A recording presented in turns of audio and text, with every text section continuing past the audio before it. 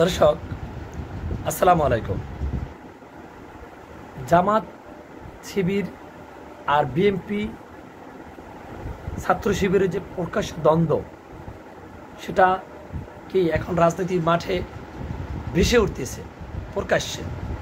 দেখেন, ঢাকা বিশ্ববিদ্যালয়ে যে ছাত্র দলের নেতা সম্মুখে হত্যা করল, সে হত্যাকাণ্ড নিয়ে শিবিরের কিছু লোক নাকি এই হত্যাকাণ্ডের সাথে ছাত্র দলের এক লোক জড়িত, এমনটাই আর কি সামাজিক গণমাধ্যমে প্রকাশ করছে। এর পরিপ্রেক্ষিতে ছাত্রদল সভাপতি রাকিবুল হাসান প্লাস রুহুল কবির রিজভী সাহেব আজকে প্রকাশ্যে বলছেন যে সাম্য স্বাধীনতার পক্ষে কথা বলতো, প্লাস কিছুদিন আগে যে জাতীয় সঙ্গীত অবমাননা করছে, এর প্রতিবাদ করছে।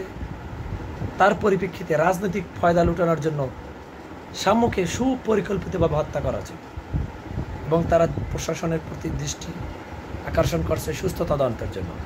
দেখেন, একটি দেশ পরিচালনা করার জন্য রাজনৈতিক ঐক্যবদ্ধ হইতে হয়।